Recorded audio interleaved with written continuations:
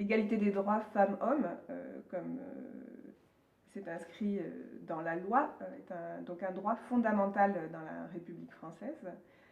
Aujourd'hui, il nous semble toujours en 2021 important de le souligner et de chercher à avoir cette égalité dans tous les aspects de la vie.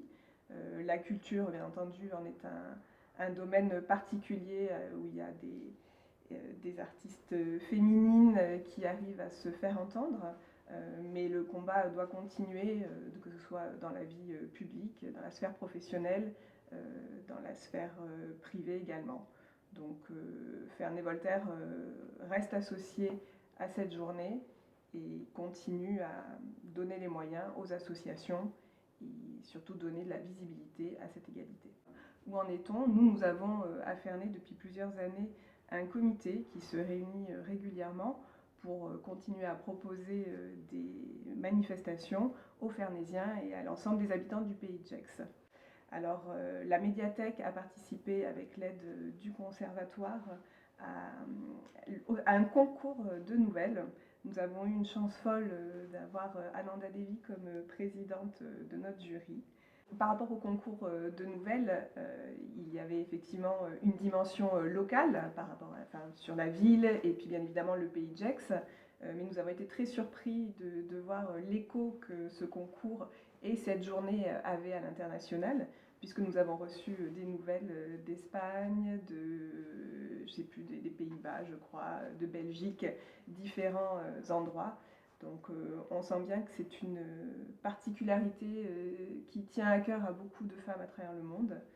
Et ce choix de la ville au féminin, voilà, fait peut-être aussi germer des idées un peu partout dans le monde. Donc pourquoi pas une ville au féminin d'ici la fin du siècle, j'aimerais bien.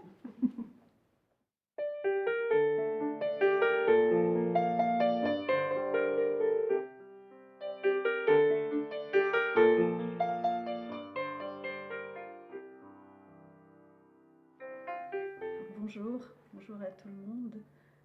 J'avais vraiment soif de cette rencontre, vraiment envie d'être dans la chaleur humaine déjà. En ce moment où on est tellement isolé chez soi, derrière nos écrans, et aussi dans notre angoisse, même quand on sort, on est dans l'angoisse de l'autre, alors que en fait ce qu'on a besoin c'est justement de pouvoir échanger les regards, les mains, ce qu'on ne peut pas faire aujourd'hui encore, mais espérons que ça va venir. Et c'était d'autant plus symbolique pour moi qu'on m'invite à participer à cette journée de la femme à travers l'écriture, à travers la musique, que ce sont des... Pour moi, ça a toujours été ce qu'il y a d'essentiel dans la vie. Donc ce n'est pas tout l'extérieur, tout ce qui nous emboîte, nous enchasse, nous encastre dans des espèces de petits compartiments qui amenuisent notre vie en fait. Et au contraire, pour moi, l'écriture, ça a été toujours une ouverture sur le monde, une manière de comprendre les autres. Et la musique aussi, c'est un chemin, une passerelle, un pont. Et pouvoir rassembler tout cela en ce moment précis, il me semble que on doit encore le dire plus fortement. Je disais plutôt qu'il nous faut réinventer le monde. Oui, c'est important de réinventer notre monde, de nous réinventer aussi, parce que nous sommes quand même, pour beaucoup d'entre nous, laissés porter par des habitudes, par certains besoins artificiels aussi. Et je pense que ce moment, peut-être, je dirais, de jachère, nous permet aussi de revenir sur tout cela, sur ce qui est vraiment important. Et l'art, les formes de création dans tous les sens, pour moi, c'est vraiment là où on commence à avoir une vraie réflexion sur le monde, que c'est là qu'on a une vraie voix pour participer, pour arriver à dire ce que l'on ressent profondément. Et ce ne sont pas des paroles faciles, immédiates, comme on voit parfois sur les réseaux sociaux qui ont libéré une parole, mais souvent une parole extrêmement violente, irréfléchie et qui est dans l'immédiateté, mais l'anonymat aussi. Alors que pour des écrivains ou des musiciens ou des artistes, chaque mot, chaque note, chaque trait du pinceau est quelque chose qui est réfléchi. On ne se lance pas aveuglément, on réfléchit à ce qu'on a à dire. Et il faut vraiment aujourd'hui réfléchir à ce qu'on a à dire à propos du monde. Oui, en fait, j'étais vraiment très très frappée par la diversité de ces nouvelles que nous avons reçues. La ville au féminin, en fait, bon, c'est une ville à l'échelle humaine, en fait. C'est ça qu'on sent qu'il y a vraiment une envie que la ville devienne un lieu déjà où la violence puisse être, je ne dis pas qu'elle n'existerait plus, mais qu'elle puisse être écartée, qu'il y ait une forme de protection, en fait. Parce qu'un bon nombre, je dirais qu'il y a deux sortes de moitiés peut-être dans ces nouvelles, mais un bon nombre se rapportait à la violence contre les femmes. Et c'est une préoccupation évidemment qui est, mais que l'on ressent là parce que ce sont des nouvelles personnelles qui traitent d'un sujet très fort. Et d'autre part, il y a l'amour des jardins, l'amour du jardin dans toutes ses formes, c'est-à-dire physique, mais aussi du jardin mental, c'est-à-dire quand on se promène dans une ville, on est dans sa propre vision de la ville et on crée ses propres jardins intérieurs aussi.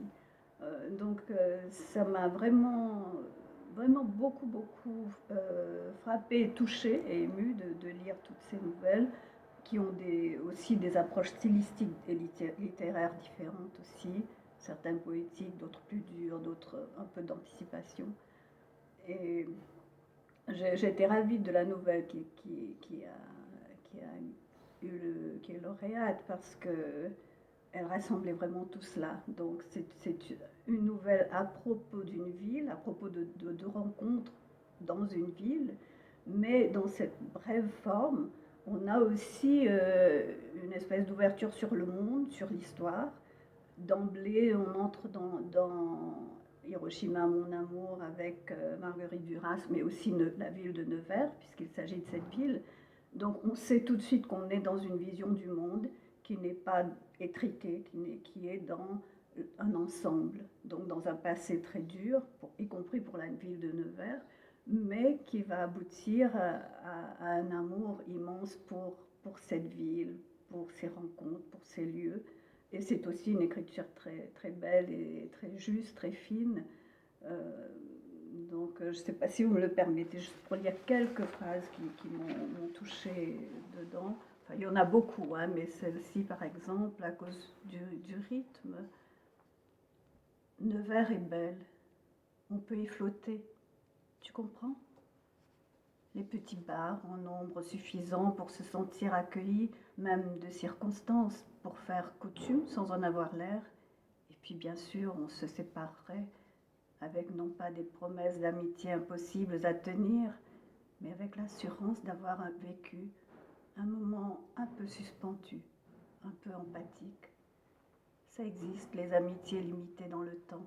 C'est juste l'effet de la chaleur, du lieu, des anecdotes, des vies racontées, parce qu'il y a d'autres oreilles, d'autres mines attentives, prêtes à sourire.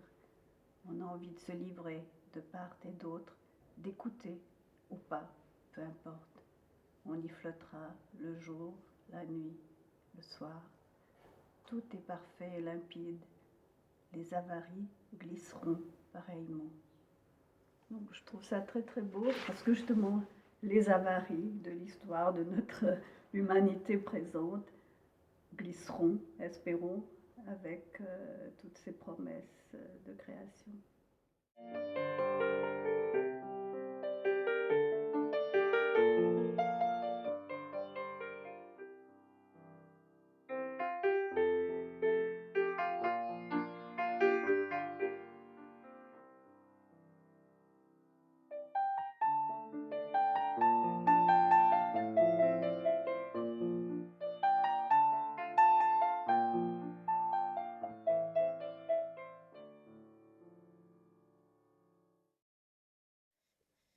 Un amour situé. Je ne fais guère preuve d'originalité en agitant dès le début cette citation de Marguerite Duras. Nevers, une ville à la taille de l'amour. Hiroshima. Elle contient déjà tout de cette ville. Et puis la ville ne s'en cache pas pour peu que chacun lève la tête, les yeux vers cette citation placardée. Georges Simenon, que j'adore, s'est beaucoup inspiré de Nevers. Ou Nevers l'a beaucoup inspiré. Ou tiens plutôt, il a beaucoup mis de Nevers dans ses écrits. Pour la pluie, l'humidité et la tranquillité qu'elle confère. La bruine qu'il décrit si souvent, ou du moins avons-nous l'impression de la retrouver dans la plupart de ses histoires sans même besoin de l'évoquer. Et je sursaute, mais toujours discrètement, à lire ce beau nom de Nevers. Sans parler du bossu, sans parler des reines de Pologne, des familles de Clèves et de Gonzague, sans parler de tous ces personnages qui ont porté leurs pas en ces rues pavées. Nevers s'en souvient-elle ?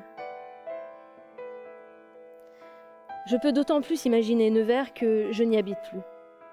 J'ai porté mes pas ailleurs, mais toujours ce regard posé sur cette ville que j'affectionne d'autant plus fortement que l'on me regarde avec un drôle d'air quand j'explique avoir vécu plus de 8 années à Nevers. Comment ai-je pu d'y avoir vécu tranquille, sereine peut-être. Il suffit parfois de parler du circuit de Magny-Cours ou de la proximité de Bourges pour que tout se débloque, poliment. Le Morvan aussi aide un peu, mais le Morvan est loin de Nevers. J'y reviens parfois, et me revient souvent en tête ce paysage de neige absolu, mes pas crissant dans la neige blanche, à faire plisser les yeux, sans personne dans les rues. La ville m'appartenait alors, le petit bout que j'ai parcouru. J'aurais bien sûr pu éprouver cela dans n'importe quelle ville glacée, sous la neige, mais il se trouve que c'est à Nevers. Je revenais alors de la gare, que j'ai vécu cette irréalité, ce sentiment de possession attendri d'une ville vidée de ses habitants. Comme lors de la découverte fortuite d'une bombe anglaise de la Seconde Guerre mondiale. Cette autre irréalité qui vous prend d'un coup. Le risque d'une explosion à plus de 70 années. Un quartier débarrassé de ses habitants. Et les vitraux impeccables de la cathédrale, insufflant à la lumière toute sa délicatesse. Le sol recueillant avec douceur cette lumière traversée. Ces 1000 petits éclats. Cette ville ne se comprend, ne s'appréhende qu'au travers de petites touches distillées, de petites sensations qu'il faut bien retenir, ramasser, conserver. Oui, je plante le décor d'un Nevers que je connais, pour que tu le comprennes bien. On y marche bien volontiers pour tout, d'un point à l'autre de la ville, quelle que soit l'affaire.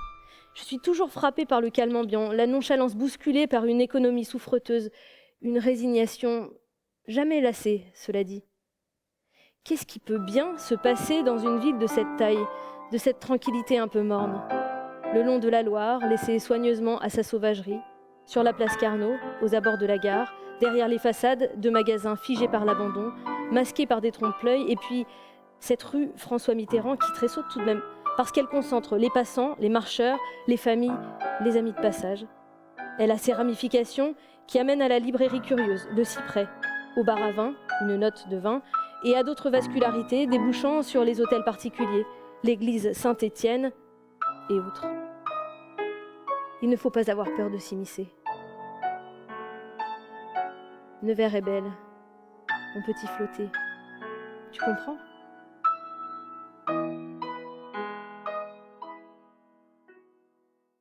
La ville est si belle, nous pouvons comprendre. Histoire éternelle, tu peux nous surprendre. Ce regard posé au coin de ces rues, le nom de Nevers, je t'ai reconnu. On peut y flotter, on va s'envoler. On peut partager ces rues, ces quartiers, cette ville, un sourire, son regard me nourrit. Cette ville est la vie, tranquille et assoupie. La ville est si belle, nous pouvons comprendre. Histoire éternelle, tu peux nous surprendre. Ce regard posé au coin de ces rues,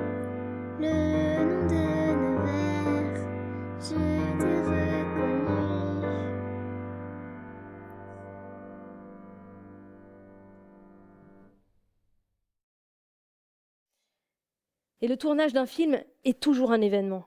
La ville est prise tout entière. Il avait décidé de tourner à Nevers son film, son premier grand film, enfin, plus qu'un court-métrage en tout cas. Elle lui en avait parlé de cette ville, cela lui avait suffi. Il avait écouté Marguerite Duras, entendu les pas résonner, l'écoulement lent des jours. Ce serait une histoire dans l'histoire, ou parallèlement une fabrique à souvenirs, une manière de l'accueillir, elle, dans sa ville. Il avait échangé des lettres, beaucoup, une façon désuète de s'approcher, mais justement, encore par petites touches. Les petits bars, en nombre suffisant pour toute la durée du tournage, pour la taille de l'équipe, pour se sentir accueilli, même de circonstance, pour faire coutume sans en avoir l'air. Et puis bien sûr, on se séparerait avec non pas des promesses d'amitié impossibles à tenir, mais avec l'assurance d'avoir vécu un moment un peu suspendu, un peu empathique. Ça existe les amitiés limitées dans le temps. C'est juste l'effet de la chaleur du lieu, des anecdotes, des vies racontées. Parce qu'il y a d'autres oreilles, d'autres mines attentives, prêtes à sourire. On a envie de se livrer de part et d'autre, d'écouter ou pas, peu importe. Personne ne se vexe ou n'aboie, sauf pour jouer l'histoire. On en rajoute, on grimace, des sourires en coin. On y flottera le soir, la nuit, le jour. Et il y avait plusieurs bars suffisamment éloignés les uns des autres pour avoir envie d'étendre sa toile, de glisser d'un endroit à l'autre, goûter différentes atmosphères. Tout était parfait et limpide. Les avaries y glisseront pareillement. Il avait fait le repérage en bagoudant, cherchant non la précision, mais la sensation. Il était curieux de savoir ce que ferait la ville de son film, ce que le film donnerait à la ville. Comment l'une s'emparerait de l'autre. Il était curieux d'elle. Rencontrée il y a 2 ans et approchée par petites touches. Approchée ? Vraiment ? Il y avait l'autre, bien sûr, ce qui n'ajoutait et n'enlevait rien. Il mettait peut-être un peu de pudeur, de réserve. Alors, en tâtonnant et en jouissant de ce tâtonnement, y mêlant maintenant la réalisation du film dans cette ville où elle avait vécu, d'où elle était partie. Il cherchait à lever pareillement la tête, les yeux, surpris par les détours des rues, le palais ducal soudain, le terre-plein majestueux, parce qu'immense pour cette ville, seulement barrée d'une route avec passage piéton, incongru. Les maisons aux toits flamands, la Loire au loin brillante, le tout enserré dans les premières couches de l'hiver, des températures qui tombent, du soir qui vient plus vite, du souffle court, froid, que l'on commence à voir se détacher de soi et se mêler au froid. Et puis elle viendrait. Elle l'avait dit, ou plutôt écrit, et c'était comme une promesse dont on ne peut se dédire. Le tournage ne devrait durer que 3 semaines à tout prendre. Même en comptant les imprévus et les déconvenus, les défections ou les heureuses surprises qui font que l'on a envie de s'attarder. Il lui avait déjà aménagé du temps, des endroits à explorer ensemble, dans cette ville qu'elle aime tant. C'est l'histoire de « ça se passe à ». Qu'est-ce qui a le plus d'importance ? Le lieu, l'histoire, le scénario, les personnages, les liens entre eux, l'absence de lien, ce que l'on raconte du lieu et parfois, jamais la ville, mais une sensation provoquée par ce fleuriste, ces rues, ces bars, ces restaurants, et tout cela forme, malgré tout, malgré eux, un ensemble, un quelque chose de palpable, un éclairage et le choix de la pluie ou non. C'est quelque chose d'important, une scène avec la pluie. On la remarque davantage que le soleil, le ciel bleu. Elle prend sens malgré elle, parce que l'on se dit bien, mais comment ont-ils pu faire pour avoir cette pluie ? L'ont-ils guettée ? L'ont-ils créée ? Que veut dire cette pluie ? Il ne cherchait évidemment pas un décor, ni un écrin, ni une atmosphère, ni un truc typique ou authentique.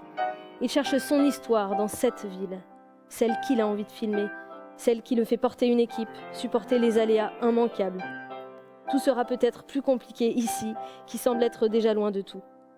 Il n'y a pas de train à grande vitesse desservant Nevers. Ils se sont battus les Neversois, jusqu'à Paris.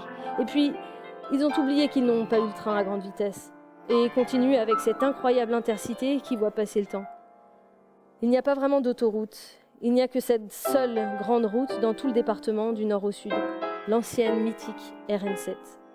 Il faut bien opposer des mythes à l'avancée de la soi-disant modernité, qui vous faciliterait tout. On aurait beau chercher, écarquiller les yeux, il y a peut-être donc, enfoui, un désir de se préserver de quelque chose. tout en arguant la dite modernité.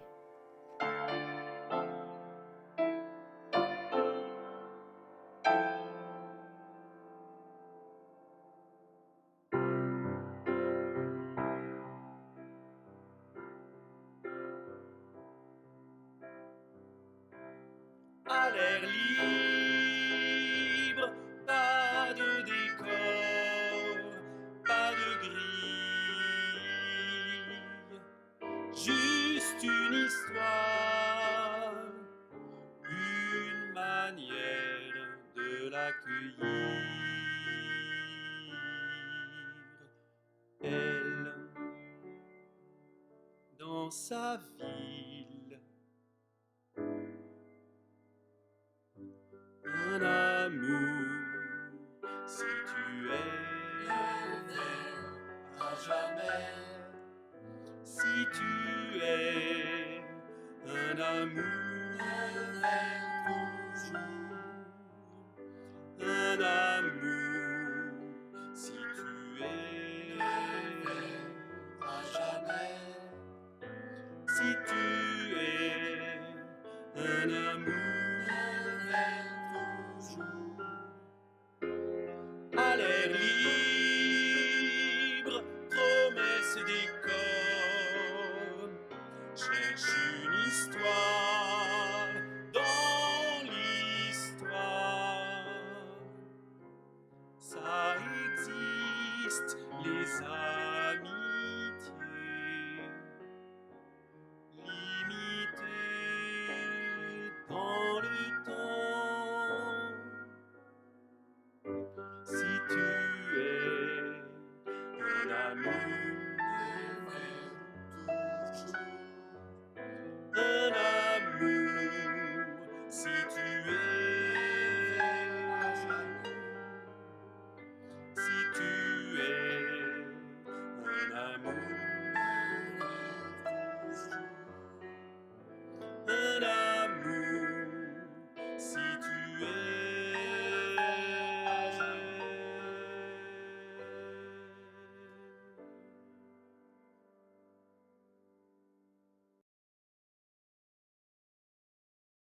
Le tournage commença au parc Roger Salingro, un parc sans grille encerclant le parc.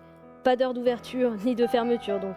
Un parc comme tous les parcs, avec des bancs, des arbres, des parterres de fleurs, le kiosque à musique, des sangliers en bronze, de larges allées et pas de grille. Un homme pressé. Un homme pressé, il lui faut des repères très serrés, visuellement attractifs, des rituels, un parcours à suivre, de l'importance à se donner, des tours immenses à être connecté à tout, à son moi, son surmoi, de plus en plus, du travail à abattre. Tout le contraire de son personnage qui veut d'abord se forcer à prendre le temps, qui veut perdre tous ses repères initiaux qui l'ont forgé à son corps défendant. Arrêter de tourner en rond. Il ne cherche pas à être heureux, vague utopie, philosophie éculée. Il ne veut pas réussir sa vie, il veut s'éprouver, en confrontation avec tout ce que recèle une ville. Il veut s'étaler et non grimper. Il respire dans ce parc, le seul à sa connaissance sans grille. À l'air libre, c'est étonnant. Il ouvre de grands yeux dans ce parc. Son film n'est pas une démonstration, ni une dénonciation, juste une histoire d'oppression qui doit finir. Tous les hommes ne cherchent que d'être heureux. Il épousera cette ville, parce qu'elle vit, vibre, vous enveloppe, parce qu'elle y a vécu. D'accord, il faut aussi se secouer de cette image. Il pensait ainsi plus facilement à elle. Il repensait aux scènes tournées, à la réécriture de certains passages, aux éclairages à modifier. Peu importe qu'il pleuve ou qu'il fasse soleil, il prenait le temps comme il venait. Cela ne faisait jamais partie des indications anticipées. C'est fou comme cette histoire de pluie le taraudait en ce moment. Peut-être la présence du fleuve. Il ne concevait pas une ville sans fleuve, sans pont, sans rive droite et rive gauche. Un chat s'était pris d'amitié pour eux et les suivait partout. Il appréciait par-dessus tout ces surprises qu'il intégrait au déroulement. Le chat ferait donc ses apparitions à l'écran quand il voudrait. Il lui était arrivé d'absorber au dernier moment une personne rencontrée au moment du tournage, d'avoir ficelé 2, 3 mots à dire, une pause à prendre. Ce serait plus facile avec un chat. Il y avait aussi cette esplanade qui donne sa respiration à la ville, devant le palais ducal, sans grille, non plus. Ce même étonnement des choses à l'air libre. Il ne voulait cependant pas tomber dans ce qui lui semblait un travers, faire de la ville un autre personnage. Bien sûr, il avait eu son coup de pression habituel. Il enfilait cigarette sur cigarette, voulait tout envoyer promener. Il alla prendre le large sur les bords de la Loire, faire la promenade en descendant par la roseraie vide de roses sous les arceaux, longeant les remparts encore debout, et déboucher sur la Loire. Encore ce saisissement d'air libre soudain, de pouvoir respirer à fond.